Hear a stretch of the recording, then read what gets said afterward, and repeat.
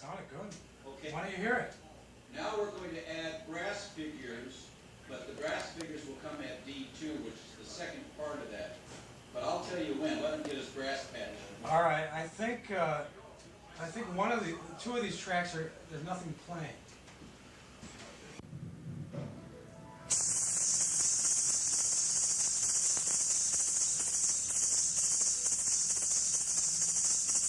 Like the sound of these, David? I wasn't sure I liked these. I like these better.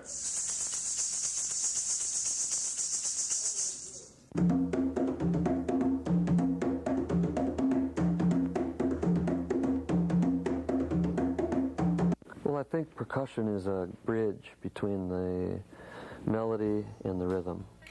So you have the drums, and you have bass, and you have the melody instrument. Percussion plays a little bit of melody and a little bit of rhythm, and it's kind of the glue between the instruments. I've always thought that once you get into listening to percussion and hearing what it does, exactly that thing happens. You miss it when you don't hear it. And in many cases, the impact of percussion is subliminal. But as soon as it's gone, you miss it. It's a little emptier without that. That's what I think it does. It fills in between the instruments beautifully, kind of the glue between the instruments.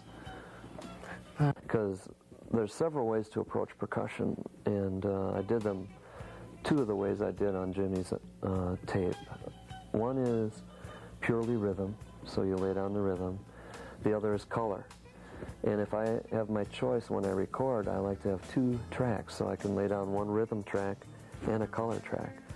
So some instruments I'll buy purely for rhythm, shakers, bells, rattles.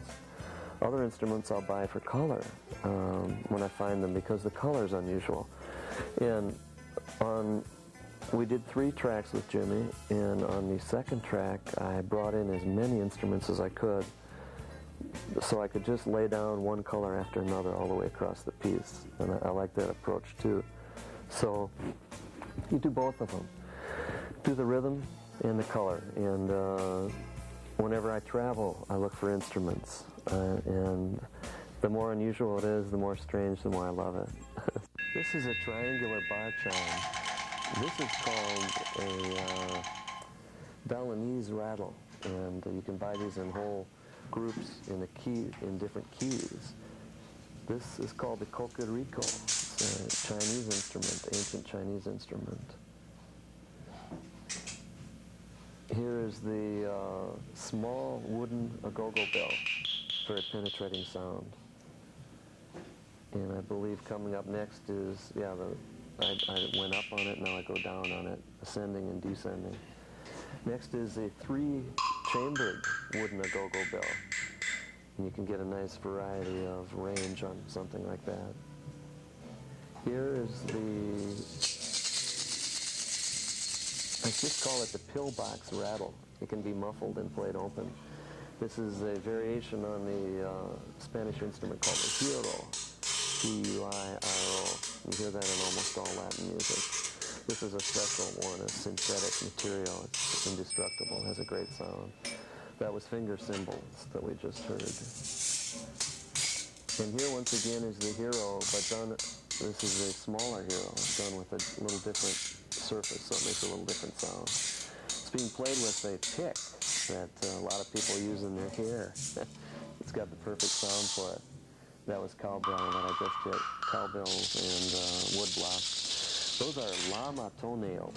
They're shed naturally. This is the standard triangle, and it's a nice big one. It has a penetrating sound. The llama and goat toenails are very interesting. They shed them naturally, and they make a great rustling sound. The triangle is a beautiful sound, too. It cuts through anything. There again, you hear the wood blocks. Those are mounted in front of me.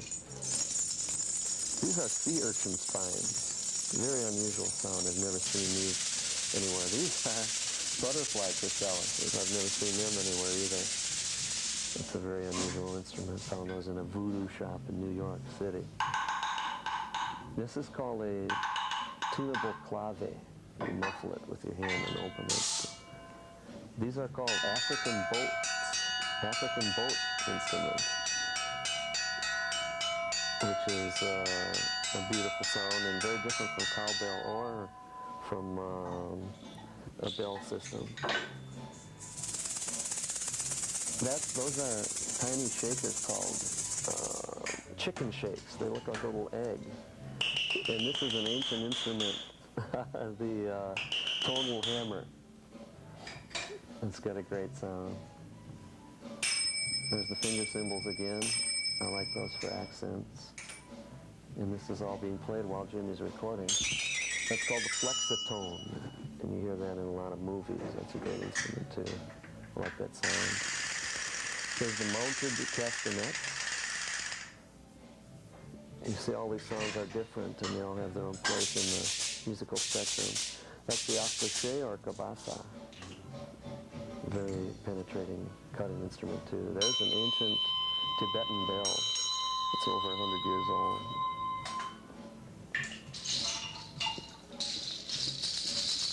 There once again are the llama. No, those are nutshells from Brazil. A special nut. Once again, the triangular bar chime. There's a beautiful sound. It's excited metal. And it's got a very long decay on the sound. In my right hand, those are clappers. And we're once again back to the hero. The thing you saw with the ball on the end of it is called a vibra slap. And there we are with the hero again.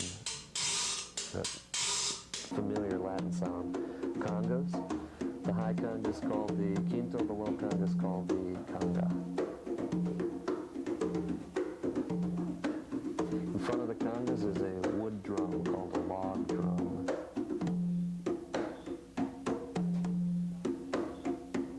You can hear the different tones of the drums. It's a nice sound.